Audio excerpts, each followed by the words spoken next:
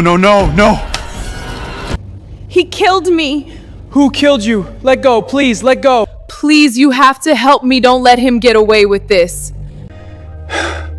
She was real. She was actually real. The morgue was silent except for the hum of refrigeration units keeping the dead cold. Weston Hayes had worked alone in that basement for 6 years, and the quiet never bothered him. Dead people made better company than most living folks. They never complained, never judged, never spoke, until the night Solange Brennan did. Weston was preparing her body for viewing when he felt it. A pressure in the air like a thunderstorm building. The temperature dropped so fast his breath misted. Then her hand moved. Not a twitch from residual nerves or settling tissue. Her fingers curled slowly around his wrist with impossible strength. Ice flooded through his veins. He couldn't move, couldn't breathe. Her eyes were still closed, but her lips parted, and a voice came out. Thin and desperate. Barely a whisper, but clear as breaking glass. "He killed me," she said. "Please, you have to help me." Weston tried to pull away, but her grip tightened. Her skin was gray and cold. She'd been dead for 2 days. This wasn't happening. Couldn't be happening. But her fingers dug into his flesh, and her voice cracked with anguish that felt more alive than anything he'd heard in years. Don't let him get away with this. If you're already feeling the chills crawling up your spine and you need to know how a dead woman can beg for help, hit that like button right now and subscribe, because this story is about to drag you into the darkest corners of the funeral business where the dead don't always stay quiet. Trust me, you won't be able to look away from what happens next. Weston Hayes never planned to work with dead people. Most kids don't dream of becoming morticians. But after his father died when Weston was 19, he'd spent a lot of time at the funeral home and noticed something. The mortician who prepared his dad had given the family a gift. His father looked peaceful, looked like himself. It helped, so Weston went to mortuary school and learned the science and art of caring for the dead. 6 years later, he worked the night shift at Riverside Funeral Home in Portland, Oregon, and he was good at his job. Very good. Families often thanked him through tears, saying he'd made their loved one look just like they remembered. That mattered to Weston. It was the only part of death he could control. The work was solitary. He preferred the night shift because the building was quiet and empty.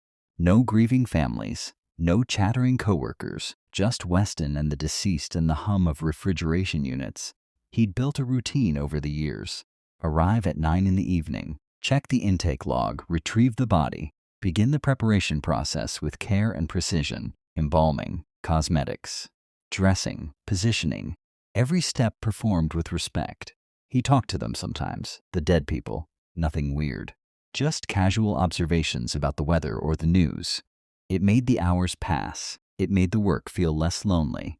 October in Portland was cold and wet. Rain hammered the streets above the basement morgue. Weston arrived on a Thursday night and checked the log.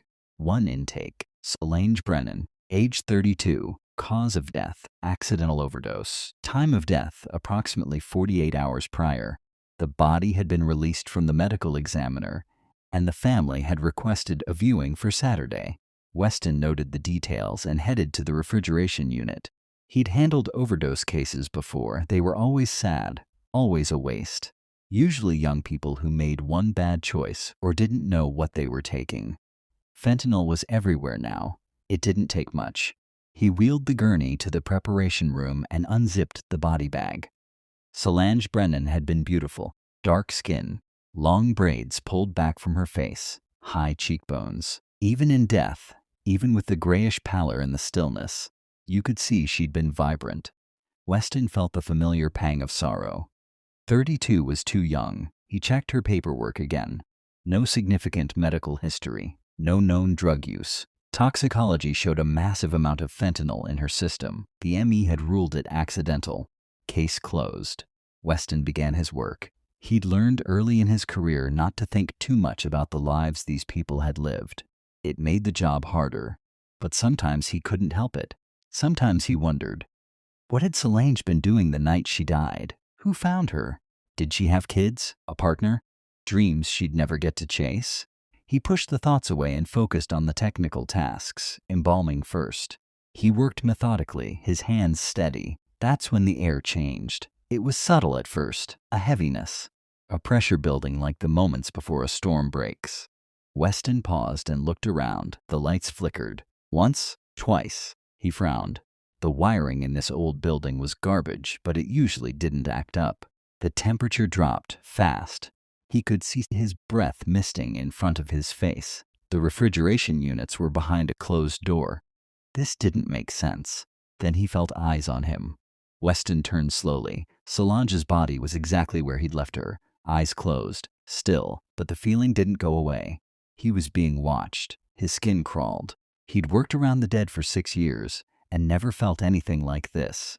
His heart started to pound. He told himself he was being ridiculous, letting his imagination run wild because it was late, and the building was empty and the lights were acting. Weird. Dead people couldn't watch you. Dead people couldn't do anything. He turned back to his work. Her hand moved. Weston's breath caught in his throat. He stared at her fingers. They'd been flat against the metal table. Now they were curled slightly. He'd seen post-mortem muscle contractions before, gases shifting, nerves firing randomly for hours after death. It was normal, unsettling but normal. He forced himself to breathe. Then her hand shot out and grabbed his wrist. Weston tried to scream, but no sound came. Ice flooded through his veins. Her grip was impossibly strong. Her fingers dug into his skin hard enough to bruise. He yanked backward but couldn't break free. His mind was screaming that this wasn't possible. Couldn't be possible. She'd been dead for 2 days. Bodies didn't do this. Her eyes were still closed, but her lips parted. A sound came out, soft, rasping, like air escaping from somewhere deep and hollow. Weston's entire body locked up with primal terror. He couldn't move, couldn't think. Then the sound sharpened into a voice, thin and desperate and absolutely clear. "He killed me." Weston's knees almost buckled. He was hallucinating. He had to be. Stress or lack of sleep or carbon monoxide from the old furnace, something, anything. This wasn't real. But her grip tightened. "Please." Her voice cracked with anguish. "You have to help me." "Let go," Weston whispered. His voice shook. "Please let go." Her head turned toward him. Slowly. Her eyes were still closed, but her face angled in his direction like she could see him. "Don't let him get away with this." "Who?" The word fell out of his mouth before he could stop it. "Who killed you?" Her lips moved, but no more sound came. Her hand loosened, then released. Her head settled back into position. Eyes closed, face slack. She looked exactly like a corpse again, exactly like she had before. Weston stumbled backward and hit the wall. His legs gave out and he slid to the floor. His breath came in sharp gasps. His wrist throbbed where she'd grabbed him. He looked down. Bruises, 4 distinct finger marks already darkening on his skin. He sat on the cold tile floor for a long time. His mind couldn't process what had just happened. He'd imagined it, had to have imagined it. But the bruises were real. He touched them and winced. They were real. Eventually, he forced himself to stand. His hands were shaking so badly he could barely hold his phone. He pulled it out and stared at the screen. Who was he supposed to call? The police? And tell them what? That a dead woman grabbed him and spoke? They'd think he was insane. His boss? Same problem. A priest? Weston wasn't even religious. He looked at Solange's body. She was still now, completely motionless, just a shell. But she'd spoken to him, begged him, told him she'd been murdered. Weston had 2 choices. He could convince himself he'd had some kind of psychotic break, finish the job, pretend this never happened, go back to his quiet routine and ignore the bruises on his wrist. Or he could believe her. He didn't want to believe her. Believing her meant everything he understood about the world was wrong. It meant the dead could reach out, could ask for help, could refuse to rest until someone listened. But the bruises were real. Weston rubbed his face and tried to think. If she was murdered, the death certificate was wrong. The ME's report was wrong. Someone had killed her and made it look like an accidental overdose. Someone had gotten away with it, and for some reason, Solange's spirit or ghost, or whatever the hell that was, had chosen Weston to tell. He looked at her file again. There was a contact number for her next of kin, A sister named Imani Brennan. There was an address, a few basic details. Weston grabbed his phone and did something he'd never done before. He started researching a client. Solange Brennan's social media was still active. Facebook, Instagram. Photos of a smiling woman doing yoga poses on mountaintops, teaching classes, surrounded by friends. The most recent post was from 3 days before her death. A sunset photo with the caption, "Grateful for this life." The comments below were now filled with disbelief and grief. "I can't believe you're gone. This doesn't make sense. You were so healthy." Weston scrolled further. He found posts from her sister Imani, public posts demanding answers. "My sister did not use drugs. She wouldn't. Anyone who knew her knows this wasn't an accident. Someone please investigate. Please." His stomach tightened. Imani didn't believe the overdose story either. Weston navigated to the news. He found one small article. Local yoga instructor dies of suspected overdose. It was 3 paragraphs, barely anything. The police had investigated and found no signs of foul play. The medical examiner had ruled it accidental. Case closed. Just another overdose statistic. But Solange had said, "He killed me." He a specific person. Weston's mind raced. If she was murdered, who did it? A partner? A friend? A client from her yoga studio? And how had they made it look like an overdose? He kept scrolling through her social media. Most of the photos were solo or with groups of friends. Then he found something. A post from 4 months ago. Solange with her arm around a man at a restaurant. Tall, white, handsome in a polished way. The caption said, "Date night with my favorite person," and tagged him, Desmond Crowe. Weston clicked on Desmond's profile. It was locked down, private. No public photos. The profile picture was a generic landscape. He went back to Solange's page and searched for more mentions. There were a few. Desmond at a hiking trail with her. Desmond in her apartment kitchen. But then the posts stopped. The last mention was 6 weeks ago. After that, no more Desmond. Had they broken up? Weston heard a sound from the hallway. Footsteps. His heart jumped into his throat. But then he recognized the shuffle. It was Harold, the ancient night security guard who did rounds every few hours. Harold poked his head into the prep room. "You okay down here, Weston?" Harold asked. "Thought I heard something." "I'm fine," Weston said quickly. His voice sounded almost normal. "Just dropped some tools." Harold nodded. He glanced at Solange's body without interest. After 30 years of working at a funeral home, nothing fazed him. "All right.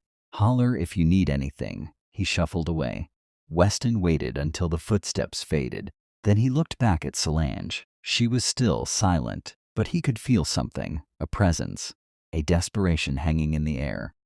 "If I help you," Weston whispered, "I need more than just 'he killed me.' I need to know who. I need to know how."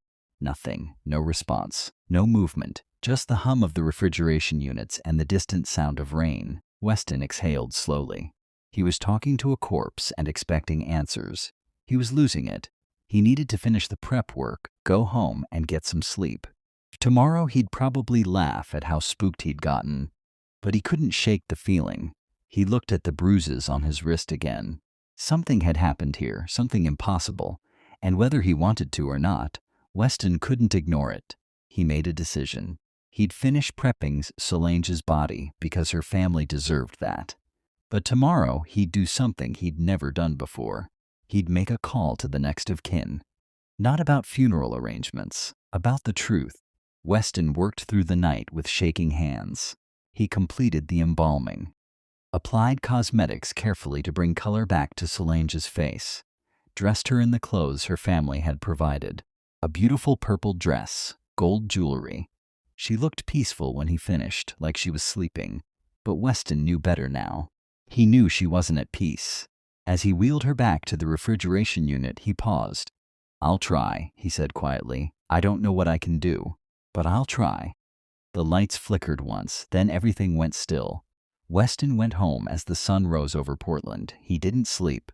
He sat on his couch with his phone in his hand and stared at Imani Brennan's contact information. What was he supposed to say?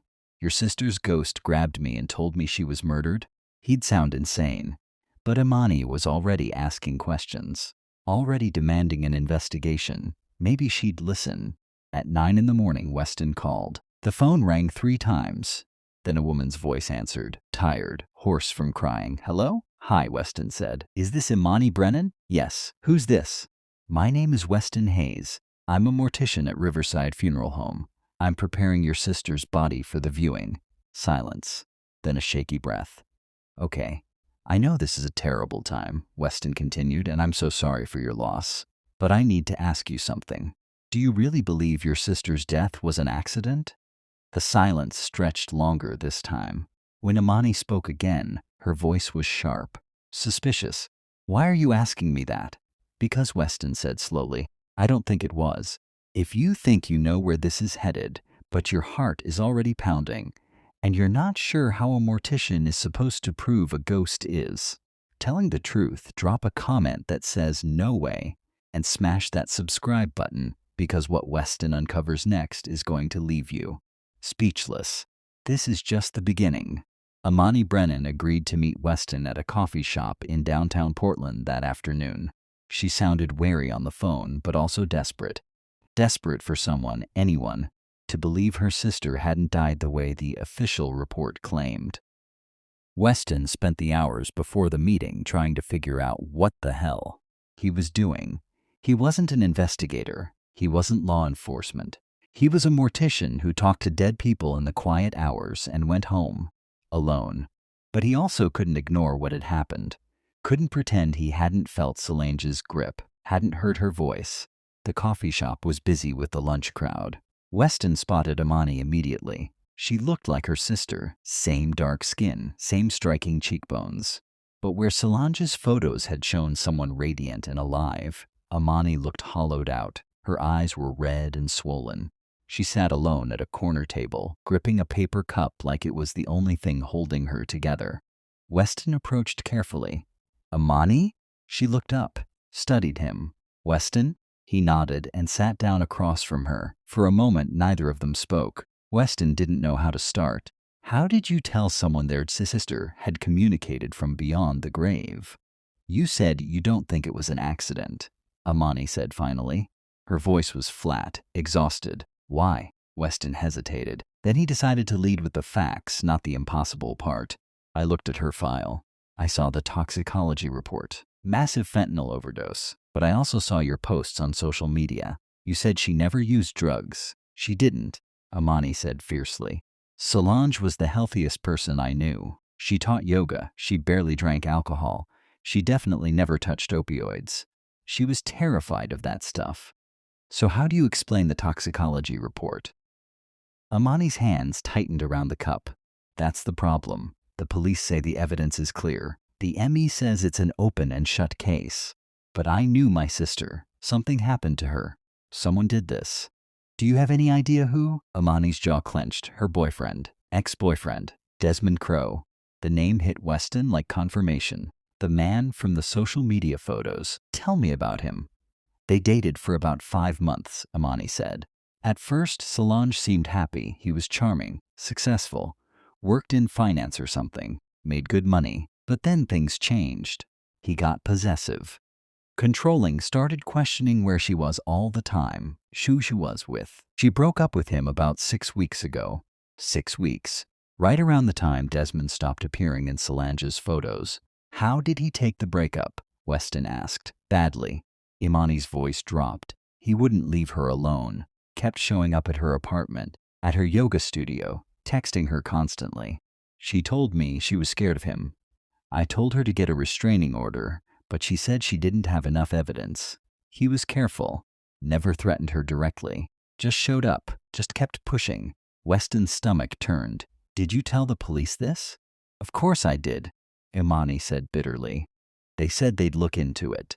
But then the toxicology report came back, and they decided it was an accident. They said there was no sign of a struggle, no evidence of foul play. Desmond has an alibi. He was supposedly at a work event the night she died. Multiple witnesses. Where did they find her? Her apartment. On her bed, the police said it looked like she'd taken the drugs herself. Imani's voice cracked. But that's impossible. Solange wouldn't do that. Weston leaned forward. What if someone gave her the drugs without her knowing? Slipped them into something she drank or ate? I said that to the police. They said the amount in her system was too high. She would have noticed, would have felt it happening and called for help. Amani's eyes filled with tears. But what if she couldn't? What if someone was there and stopped her? That matched what Solange had shown Weston in that impossible moment. A drink that tasted wrong. Waking up unable to move. Someone injecting her. Weston made a choice. He pulled up his sleeve and showed Amani the bruises on his wrist, 4 distinct finger marks. "What happened?" Amani asked. "Your sister happened," Weston said quietly. "Last night, when I was preparing her body, something impossible occurred. She reached out and grabbed me. She spoke to me, she said he killed me, and begged me to help her." Imani stared at him. Her expression was unreadable. Weston braced himself for her to call him crazy, to get up and leave. Instead, she started crying. "I knew it," she whispered. "I knew something was wrong. I could feel it. Everyone kept telling me I was just grieving, just looking for someone to blame. But I knew." Weston felt something loosen in his chest. She believed him, or at least she wanted to badly enough that she wasn't questioning it. "I don't know how to prove this," Weston admitted. "I can't exactly go to the police and tell them a ghost confessed." "No," Amani agreed. She wiped her eyes. "But maybe we don't need the ghost. Maybe we just need evidence." "What kind of evidence?" "The police didn't search Desmond's place. They didn't have cause. But if we could find something, proof that he had access to fentanyl, proof that he was at her apartment that night despite his alibi, anything." "How do we get that?" Amani looked at him steadily. "I have a key to Solange's apartment. The landlord hasn't cleared it out yet. Maybe there's something there the police missed. It was a terrible idea, tampering with what might be a crime scene, playing detective when neither of them had any idea what they were doing." But Weston thought about Solange's desperate voice, her plea for help. "When?" he asked. "Tonight." They agreed to meet at Solange's apartment after dark. Weston went home and tried to rest but couldn't. His mind kept turning over the pieces. Desmond Crowe, possessive ex-boyfriend, motive, but also an alibi. How did you kill someone when multiple witnesses placed you somewhere else? Unless he had help, or unless the alibi wasn't as solid as it seemed. Weston arrived at Solange's apartment building just before 8. It was a modest complex in a decent neighborhood. Imani was already waiting outside. She looked pale but determined. She unlocked the main door, and they climbed the stairs to the second floor. Unit 2C. Imani hesitated at the door. "I haven't been inside since they found her," she said softly. "You don't have to do this," Weston said. "Yes, I do." She unlocked the door and pushed it open. The apartment was small but warm, decorated with plants and colorful tapestries. Yoga mats stacked in the corner. Photos on the walls of Solange smiling with friends and family. It felt like she'd just stepped out and would be back any minute. Imani moved through the space like a ghost herself. She touched things gently. A throw pillow, a framed photo. Weston didn't know what he was looking for. He wasn't a detective, but he started searching anyway. The kitchen first. He opened drawers and cabinets carefully. Nothing unusual. Then the living room, books, magazines, a laptop on the coffee table. "Can I look at her computer?" Weston asked. Imani nodded. Weston opened the laptop. It wasn't password protected. The screen lit up with Solange's desktop background. Another yoga pose photo. He clicked on her browser history. The most recent searches were from 2 days before her death. She'd been looking at new yoga sequences, healthy recipes. Then Weston saw something. A search for how to get a restraining order in Oregon. He showed Imani. Her face hardened. She was that scared. Weston kept looking. He opened her email, scrolled through the recent messages. Most were newsletters and class schedules. Then he found an email thread with Desmond. The messages started normal, friendly. Then they shifted. Desmond's emails became more intense, more demanding. Solange's responses grew shorter. The last email from her, sent a week before her death, was just 2 sentences. "I need you to stop contacting me. We're done."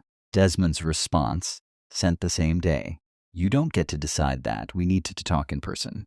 Weston's jaw tightened. "This is harassment. The police saw these," Imani said. "They said it wasn't enough." Weston moved to the bedroom. He felt intrusive going through Solange's private space, but he pushed the feeling down. This was bigger than privacy. The bed was neatly made. No sign of struggle. No sign of anything wrong.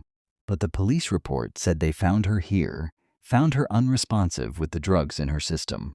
He checked the nightstand, a lamp, a book, a glass of water, half empty. He stared at the glass. If someone had drugged her, this would have been the method. Something she drank before bed. But the police had already processed the scene. If there was evidence here, they would have found it, unless they weren't looking for it, because they'd already decided it was an accident. Weston pulled out his phone and took a photo of the glass. Then he opened the nightstand drawer, journals, a sleep mask, earplugs, nothing suspicious. He was about to close it when he noticed something. The drawer didn't close all the way. Like something was stuck in the back. He pulled the drawer out completely. Behind it, wedged between the drawer and the frame, was a phone. Not Solange's regular phone. A second phone. Cheap. A burner. Weston's pulse quickened. He pulled it out and pressed the power button. The battery was dead. He held it up. Imani. She came into the bedroom, saw the phone. Her eyes widened. That's not hers. She only had one phone. Exactly. They stared at each other as the implications sank in. Someone had left this phone here, hidden it. Why? We need to charge it, Weston said. They found a universal charger in Solange's junk drawer. Weston plugged the burner phone in and waited. The screen lit up, no password. He opened it. There was only one contact saved, no name, just a number. And there was a text thread. The messages made Weston's blood run cold. It's done. She won't bother you anymore. Payment as discussed. The final message was timestamped the night Solange died. Jesus Christ, Imani breathed. Desmond hired someone. That explained the alibi. Desmond was at a work event with witnesses while someone else did the actual killing. Someone who could get into Solange's apartment. Someone who knew how to make a murder look like an accidental overdose. Weston scrolled further. There were older messages, logistical details. She's usually home by 9. She takes sleeping tea before bed. Make it look accidental. His hands were shaking. This was evidence, real evidence. But how had the police missed it? They didn't search thoroughly, Imani said, reading his thoughts. They decided it was an accident, so they didn't tear the place apart looking for proof of murder. Weston took photos of every message on the burner phone. Then he looked at the saved contact, the number with no name. We need to find out who this is. How? I don't know. But this is the person who killed your sister. They left the apartment with the burner phone. Weston felt like they'd crossed some kind of line. They'd found evidence in what was technically still a death investigation. They should turn it over to the police immediately. But would the police listen? They'd already closed the case. As Weston drove home, his phone rang. Unknown number. He almost didn't answer. Then he did. Hello? Silence. Then a man's voice. Smooth, cold. You should stop asking questions about Solange Brennan. Weston's blood turned to ice. Who is this? Someone who's giving you friendly advice. Her death was an accident, very tragic. Let it go. The line went dead. Weston sat in his parked car, heart hammering. Someone knew he was investigating. Someone was watching. And that someone had just threatened him. He looked at the burner phone on his passenger seat. They were getting close to the truth, and whoever killed Solange knew it.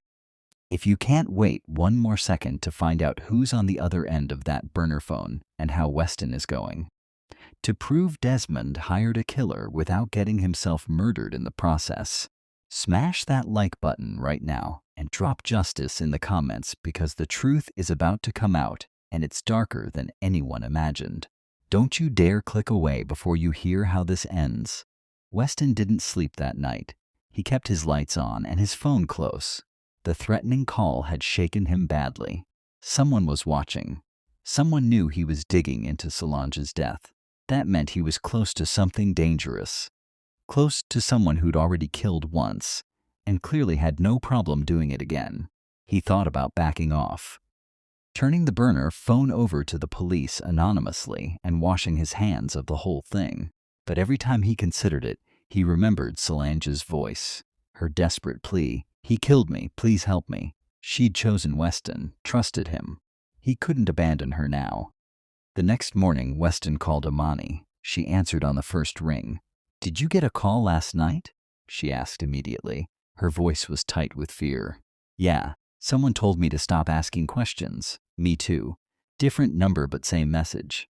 They said Solange's death was an accident, and if I kept pushing, I'd regret it." Weston's jaw clenched. They're scared. That means we're onto something, or it means we're about to get killed. She wasn't wrong, but Weston had made his choice. We need to find out who owns that number on the burner phone. That's the person who actually murdered Solange. If we can identify them, we can prove Desmond hired them.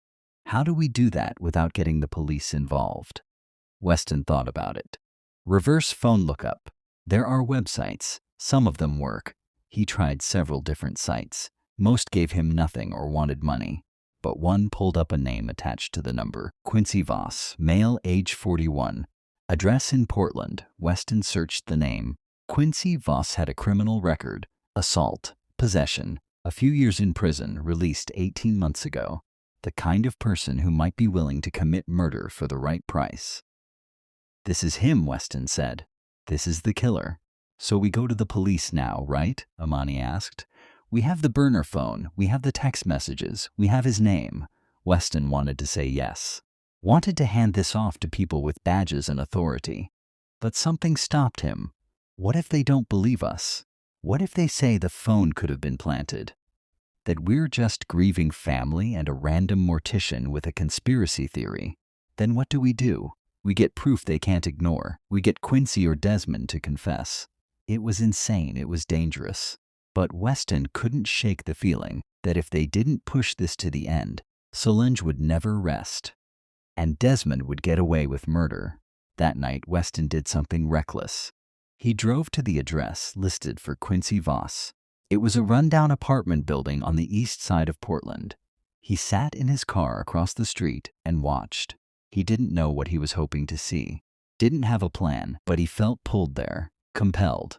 Around 9, a man came out of the building. Tall, lean, hard-looking. Weston checked the photo from Quincy's arrest record on his phone. Same face, that was him. Quincy got into a beat-up sedan and drove off. Weston followed at a distance, his heart pounded. He wasn't cut out for this, he was a mortician. He prepared bodies. He didn't tail suspected murderers through the city streets. Quincy drove to a bar, a dive place with flickering neon signs. He went inside. Weston parked and waited. 20 minutes later, another man arrived. Weston recognized him instantly from Solange's social media photos. Desmond Crowe, polished, expensive clothes. He looked completely out of place at a dive bar. He glanced around nervously before heading inside. Weston's pulse raced. Desmond and Quincy were meeting right now. This wasn't a coincidence. Weston pulled out his phone and started recording video. He couldn't hear what they were saying, but he could document that they were together. He texted Imani. "Desmond and Quincy are meeting at a bar right now. I'm watching." Her response came immediately. "Get out of there. This is too dangerous." But Weston didn't leave. He kept recording. After about 10 minutes, Desmond and Quincy came back outside. They stood near Desmond's car. Weston rolled down his window slightly, hoping to catch audio. Their voices carried in the quiet street. "I told you to lay low," Desmond hissed. "Why are you calling me?" "Because people are asking questions," Quincy said. "The sister and some mortician. They're digging into Solange's death. I handled it. I warned them off." "That's not good enough. They found something. I don't know what, but they're not stopping." Desmond's face twisted with anger. "Then make them stop. That'll cost extra." "I don't care. Just do it. I'm not going to prison because you couldn't clean up properly." Weston's hands were shaking so badly he almost dropped his phone, but he kept recording. This was it. This was the confession. "Fine," Quincy said, "but after this, we're done. I don't want any connection to you." Desmond handed Quincy something. Cash, probably. Then he got in his car and drove off. Quincy stood there for a moment, counting the money. Then he pulled out his phone. Weston's phone buzzed. Unknown number. The same number that had threatened him the night before. He didn't answer. He watched Quincy leave a voicemail, then get in his car and drive away. Weston sat in the silence, his entire body shaking. He'd just recorded Desmond and Quincy discussing how to silence him and Imani, discussing murder like it was a business transaction. He had proof, real, undeniable proof, but he was also in immediate danger. Weston drove straight to the police station. He walked in and asked to speak to a detective. They made him wait. He sat in the hard plastic chair, clutching his phone, praying he'd make it long enough to show someone what he'd found. Finally, a detective came out, a woman in her 50s with tired eyes. Detective Holloway, her badge read. "I'm told you have information about a case," she said. "A murder," Weston said. "Solange Brennan. You ruled it an accidental overdose, but it wasn't. She was killed." Detective Holloway's expression shifted. Professional, but cautious. "Come with me." She led him to an interview room. Weston laid it all out. The burner phone, the text messages, the connection to Quincy Voss, the recording of Desmond and Quincy discussing silencing witnesses. He showed her everything. Detective Holloway watched the video 3 times, listened to the audio, examined the photos of the burner phone messages. "Where did you get this phone?" she asked. "Solange's apartment. It was hidden in her nightstand." "And you removed it from the scene?" Weston's stomach dropped. "I didn't think the police would listen otherwise.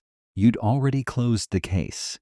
"We closed it based on the evidence available at the time," Detective Holloway said carefully. "If we'd found this phone during the initial investigation, things would have been different. So what happens now?" "Now I reopen the investigation. I bring Desmond Crowe and Quincy Voss in for questioning. I get a warrant for their phone records and financials. And you," she fixed Weston with a hard look, "stay far away from this. You've done enough, more than enough. If these men are as dangerous as you say, you've put yourself at serious risk." "I know," Weston said quietly, "but Solange asked me to help her. I couldn't say no." Detective Holloway's expression softened slightly. "You said she asked you. When?" Weston hesitated. Then he told her the truth, all of it. The moment Solange's corpse had grabbed him and spoken. The bruises on his wrist, the impossible plea from beyond death. He expected her to laugh, to call him crazy. Instead, Detective Holloway was quiet for a long moment. Then she said, "My father was a mortician. He told me once that sometimes the dead don't rest easy, especially when they've been wronged. I never knew if I believed him, but I've seen enough strange things in this job to keep an open mind." Weston felt a wave of relief. She wasn't dismissing him. "Go home," Detective Holloway said. "Let us handle this from here. And Weston, thank you. You gave Solange a voice when no one else would listen." The investigation moved quickly after that. Weston followed the news obsessively. Within 48 hours, the police arrested Quincy Voss. They found fentanyl in his apartment. They found financial records showing a large cash payment from Desmond Crowe the week before Solange died. Quincy tried to claim it was a loan, but the text messages on the burner phone told a different story. Desmond was arrested next. He denied everything, claimed he barely knew Quincy, said the payment was for legitimate work, but his phone records showed multiple calls between them in the weeks leading up to Solange's death. And when the police executed a search warrant on Desmond's home, they found a journal, handwritten entries detailing his obsession with Solange, his rage when she left him, his determination that if he couldn't have her, no one would. The case made local headlines. Yoga instructor's death ruled homicide. 2 men arrested in murder for hire plot. Imani gave a statement to the press, thanking the investigators and specifically mentioning a mortician who refused to let my sister's voice be silenced. Weston didn't give any interviews. He went back to his quiet job at the funeral home. But something had changed. He couldn't see death the same way anymore. Couldn't see the bodies on his table as just empty shells. A week after the arrests, Weston was working the night shift when he felt that familiar pressure in the air. The temperature drop, his breath misted. He turned slowly. Solange stood in the corner of the prep room. Not her body, her, a translucent figure in the purple dress she'd been buried in. She looked peaceful, whole. She smiled at him. "Thank you," she said. Her voice was clear and warm, nothing like the desperate rasp from before. "You're welcome," Weston whispered. He can't hurt anyone else now. No, he can't. She looked at him with profound gratitude. You listened. That's all I needed. Someone to hear me. I'll always listen, Weston said. Solange's form began to fade. The air warmed. The pressure lifted. She was leaving.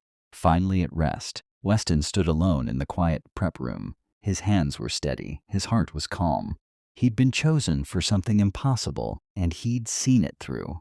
He'd given a murdered woman the justice she deserved, and he'd learned something that would stay with him forever.